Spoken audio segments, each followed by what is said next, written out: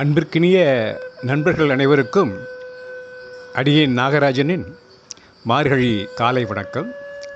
இன்று திருப்பாவை பாடல் அமுதத்தின் 11வது பாசுரத்தை பாட விளக்கம் கூற வந்திருக்கிறேன்.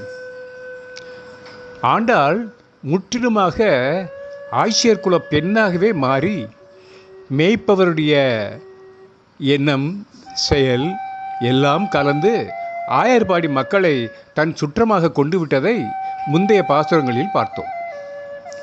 தோழிகளை அழைக்கு நீராட நேரம் ஓடிக்கொண்டே இருக்கிறது.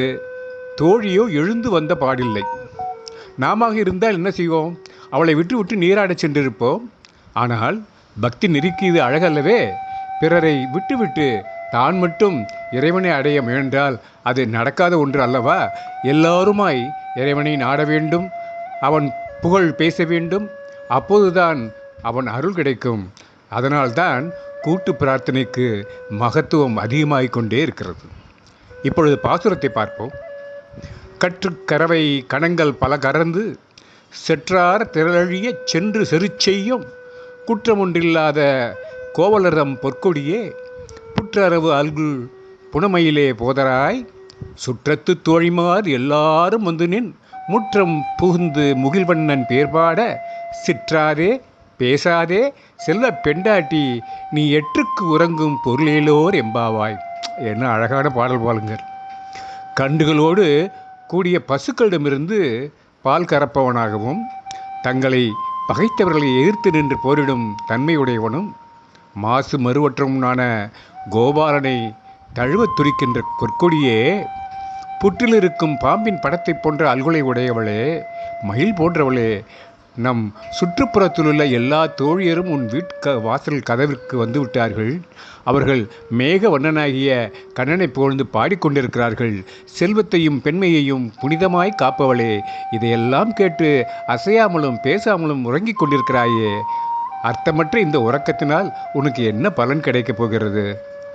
இந்த பாசுரத்தில் மற்றொரு கோபிகை எழுப்ப ஆண்டாள் கோபிகளுடன் சேர்ந்து செல்கிறார். இந்த பெண் மிகுந்த செல்வம் படைத்த ஒரு கோபாலனின் பெண். இவர்கள் வீட்டில் கன்றுடன் கூடிய பசு கூட்டங்கள் நிறைய இருக்கிறதாம். பசுக்களை எண்ணி சொல்வதற்க இவர்கள் வீட்டில் பசு கூட்டங்களையே எண்ணி பார்க்க முடியாதாம். இந்த பெண்ணின் தகப்பனார் இவ்வளவு பசுக்கள் இருக்கிறது என்று சிறிதும் ஆயாசப்படாமல் தமக்கு தேவையானது போக மீதமுள்ள பசுக்களையும் அவைகள் மடியில் பால் கட்டி துன்பப்படாமல் இருப்பதற்காகவே பாலை கறந்து விடுவாராம். இளம் கன்றுகளை ஈன்ற பசுக்களை கறப்பவராகிய இவர் கண்ணனுக்கு எதிரிகளாயிருப்பவர்களை அவர்கள் இருக்கும் இடத்தில் சென்று அவர்கள் பலத்தை அழித்து அவர்களை குன்றிப்போக செய்து விடுவாராம். இத்தகைய குற்றமற்ற ஆயர்கள் குடியில் பிறந்த தங்கக்குடி போன்ற பெண்ணே என்கிறார் ஆண்டாள். பாம்பின் படம் போன்ற இடைபெற்ற மயில் போன்ற பெண்ணே எழுந்து வா என்கிறார் ஆண்டாள். இவள் மெல்லிய இயல்பை உடையவள். கொழுகொம்பின்றி கொடி வாடியிருப்பது போலவே கிருஷ்ணன் இல்லாமல் வாடுகிறாளாம். அடுத்து இந்த திரு ஆயர்பாடி முழுவதும் உள்ள கோபிகள் அனைவருமே பந்துக்கள், அதாவது பாகவத சம்பந்தமுடையவர்கள். அப்படி உன் சுற்றமான தோழிமார் எல்லாரும் உன் முற்றத்தில் வந்து நின்று முகில்வண்ணனான கண்ணனின் பெயரை பாடுகிறோம். உன் வீட்டு முற்றம் கண்ணனுக்கு உகப்பானது. அதனால் எங்களுக்கு வந்து அங்கே நின்று அவன் பேர் பாடுவதில் ஒரு ஆனந்தம். நாங்கள் இங்கே உறக்க அவன் பேரை பாடிக்கொண்டே இருக்க நீ அசையாமலும் பேசாமலும் செல்வம் நிறைந்த பிராட்டியாக இருக்கிறாயே, இது பாகவதர்களுக்கான லட்சணமா? உன் உறக்கத்திற்கு அர்த்தம் என்ன என்று கேட்டு அவளை ஆண்டாள் எழுப்ப அவளும் எழுந்து மற்ற பாகவத பெண் பிள்ளைகளுடன் சேர்கிறாள். இப்பாசுரம் தொடங்கியதுமே ஆண்டாளின் கூப்பாடு பொறுக்க மாட்டாமல் கண்ணனே வந்து விட்டானாம் பிராட்டியிடம். கேட்கிறான், இப்போது பசுக்கள் கறக்கும் நேரம் வந்து விட்டதாக்கும் என்று கிண்டல் அடிக்கிறான். கற்றுக்கரவை கணங்கள் பல கறந்து என்று நீ சொல்வது மிகவும் சரியானதே. ஆயர்வாடியில் கணக்கில்லாத பசுக்கள் பால் ஏராளமாக கறந்த போதிலும் அவைகளின் மடிக்கணத்தை குறைப்பதற்காகவே கறப்பது வழக்கம். அதுவும் ஒரு தேக பயிற்சியாகவே யாதவர்கள் செய்கிறார்கள். ஏனென்றால் நீ கூறியுள்ளபடி செற்றார் திரளழிய சென்று செருச்சுவர்கள் அல்லவா, எதிர்ப்பவர்களை வெல்ல பலம் வேண்டுமே என்கிறான். ஆனால் ஆயர்களுக்கு யார் எதிரிகள்? உனக்கும் உன் அன்பர்களுக்கும் கெடுதல் நினைப்பாரோ ஏனென்றால் அவர்கள் குற்றம் ஒன்றில்லாத கோவலர்கள் அல்லவா என்கிறாள் கோதை. நீ எழுப்ப நினைக்கும் பெண் அப்படி ஒருவர் பெண்ணல்லவா? பொற்கொடி, அழகான பொற்கொடியை போன்றவள், புற்றளவு அல்கில் புற்றிலிருந்து வெளிப்படும் பாம்பை போன்ற அழகுபாரம் உடையவள், புன்மையில் ஆடும் மயில் என்று வர்ணித்தாயே. பாம்பும் மயிலும் எங்காவது ஒரே இடத்தில் இருக்குமா என்ன என்றான் கண்ணன். பொற்கொடி என்றால் கோல் தேடி ஓடும் கொழுந்தே போல் மால் தேடி ஓடும் மனம் படைத்த பக்தரை மாற்று தங்கம் போன்றவர்.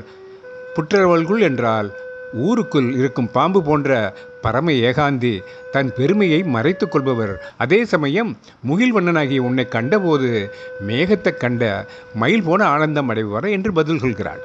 அப்படிப்பட்டவர் உன்னுடைய செல்வ பெண்டாட்டி போன்றவர். உன்னையே நினைத்து சிற்றாதே, பேசாதே, அசைவின்றி பேசாதே, பேச்சின்றி எற்றுக்கு உறங்குவது போல் உள்ளில் ஆழ்ந்திருப்பார் என்கிறாள் கோதை. அப்படியானால் அந்த முதல் இரு வரிகளின் பொருள் என்ன என்று கேட்கிறான் கோவிந்தன். ஆண்டாள் கூறினால், கற்று கறவை கணங்கள் என்பது வேதம் உபனிஷத் எல்லாம் அதை கறந்து பாலை எல்லோருக்கும் கீதை மூலம் வாரி வழங்கியவன் நீ. சர்வோ பனிஷோத்த காவ தோக்தா கோபால நந்தன என்று சொல்வார்களே பெரியார். உபனிஷத் போன்ற பசுக்களிடம் இருந்து பாலை கறந்தவன் என்று உன்னை செற்றார் திரளழிய சென்று செரு செய்பவனும் நீயே. பக்தர்களுக்கு ஒரு இடையூறு செய்பவர்களை உடனே சென்று அழிக்கவில்லையா? கஜேந்திரனுக்கு ஓடி வந்து அபாயமளித்தாய். பாண்டவர்களுக்கு கெடுதலே செய்து வந்த கௌரவர்களை குருட்சேத்திரம் சென்று அழித்தாய். ஆகவே குற்றம் ஒன்றில்லாத கோவலன் உனக்கு செல்வ பெண்டாட்டி போல் உள்ள பக்தர்கள் எதற்கு கவலைப்பட வேண்டும் என்றால், என்னை சரணடைந்தோலை காப்பது என் கடன் என்றான் கோவிந்தன். இத்துடன் இந்த உரையாடல் முடிகிறது. இந்த பாசுரம் தரும் செய்திகளை பார்ப்போம். கற்றுக்கறவை கணங்கள் பல கறந்து இச்சொல்லாடலுக்கு அக்கோவலர் இல்லத்தில் ஏராளமான எண்ணிக்கை தெரியாத அளவுக்கு பசுக்கள் இருந்தன. அவற்றில் கண்டுகள் கூட இருந்தன. அந்த கன்றுகள் கூட பாலை கறக்கத் தொடங்கிவிட்டன என்று அர்த்தத்தை வைணவ பெருந்தைகள் கூறி செல்கிறான். ஆக அவ்வீட்டில் கன்று கறவை என்ற 2 வகையுமே பாலை கறந்தன.